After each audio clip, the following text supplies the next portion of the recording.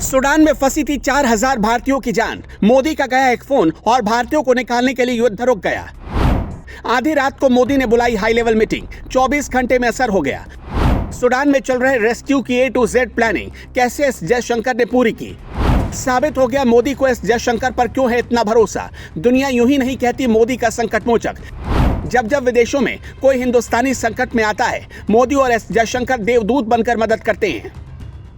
इन दिनों मोदी सरकार का एक ऑपरेशन बहुत चर्चा में है। ईरान में लोग फंसते हैं, चुटकियों में मोदी सरकार बचा लाती है। अफगान में फंसते हैं, वहां से भी निकाल लाती है। यूक्रेन में फंसते हैं तो मोदी के एक फोन कॉल पर युद्ध विराम हो जाता है ताकि भारत अपने फंसे हुए लोगों को यूक्रेन से निकाल सके। ऐसा ही एक रेस्क्यू ऑपरेशन चला रही मोदी सरकार, जिसका नाम है ऑपरेशन कावेरी। इस ऑपरेशन कावेरी को रातों रात मोदी सरकार ने शुरू किया। सबको पता है अफ्रीकी देश सूडान में माहौल ठीक नहीं। सूडान में ऐसा क्या हुआ कि मोदी सरकार को रातों रात जहाज भेजने के लिए मजबूर होना पड़ा। आखिर वहां की पार्लियामेंट और आर्मी आपस में ही क्यों भिड़ गई और कैसे मोदी सरकार ने वहां फंसे हुए भारतीयों को बचाने के लिए एक मुहिम की शुरुआत की, पूरी डिटेल आज हम आपको इस रिपोर्ट में बताएंगे। जब दुनिया रूस और यूक्रेन के बीच युद्ध खत्म होने का इंतजार कर रही थी तो मोदी ने अपने विदेश मंत्री को सीधा अमेरिका रवाना कर दिया। अमेरिका पहुंचते ही एस जयशंकर ने यूएन के महासचिव एंटोनियो गुटेरेस से मुलाकात की और कहा कि हमें अपने 4000 नागरिकों को बचाना है। ऐसा करने के लिए युद्ध रुकवाना पड़ता। सऊदी अरब और संयुक्त अरब अमीरात के विदेश मंत्रियों से भी फौरन भारत ने बातचीत की। उसी दौरान पता चला कि फ्रांस का एक जहाज सूडान पहुंच चुका है, तो सीधा फ्रांस से बात की गई और कहा गया कि भारत संकट के दौर में हर किसी की मदद करता है, इसलिए इस बार आप हमारी मदद करें। फ्रांस अपने दोस्त भारत की बात टाल नहीं पाया। इसी के बाद फ्रांस भारत के लोगों को बचाने के लिए एक्टिव हो गया।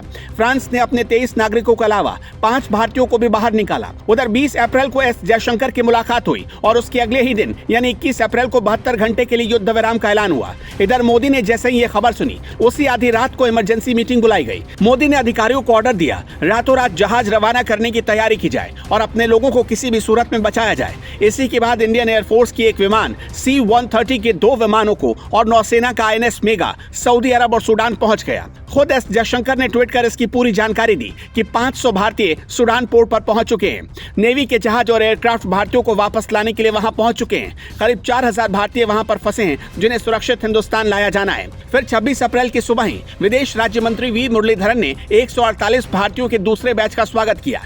इसके अलावा एक और नौसैनिक पोत INS सुमेधा 278 यात्रियों को लेकर जद्दा बंदरगाह पहुंचा। इस बीच विदेश मंत्रालय ने ट्वीट कर कहा कि ऑपरेशन कावेरी पूरे जोरों पर है। दूसरी तरफ इंडियन एयरफोर्स की C-130J फ्लाइट पोर्ट सूडान से जद्दा पहुंच चुकी है, जिसमें 135 और यात्री हैं। ये ऑपरेशन कावेरी के तहत निकाले गए लोगों का तीसरा बैच है। पूरे सूडान में लगभग 3000 भारतीय हैं। सूडान की राजधानी खार्तूम में कई जगहों पर भीषण लड़ाई की खबरें हैं। सूडान में सुरक्षा स्थिति अस्थिर बनी हुई है। यहां सेना और अर्धसैनिक समूहों के बीच पिछले 10 दिनों से भीषण लड़ाई जारी है, जिसमें 400 से ज्यादा लोगों की जान जा चुकी है। कहा जा रहा है कि अल कादरीफ और सूडान की राजधानी खार्तूम में सबसे ज्यादा हालत खराब है।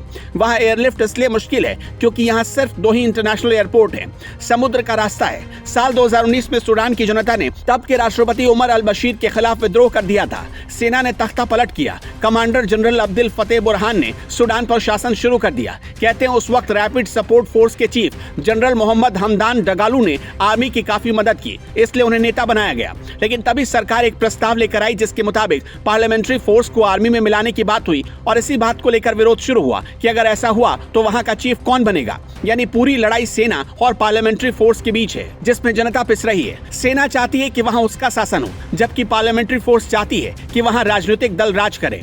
हिंदुस्तान से भारी संख्या में लोग सूडान कमाने जाते हैं। कई लोग वहां घर भी बना चुके हैं। ऐसे में भारत सरकार के लिए बहुत मुश्किल हो रहा है वहां से लोगों को निकालना। वैसे मोदी सरकार के इस ऑपरेशन पर आपका क्या कहना है? हमें कमेंट में अपनी राय जरूर बताएं।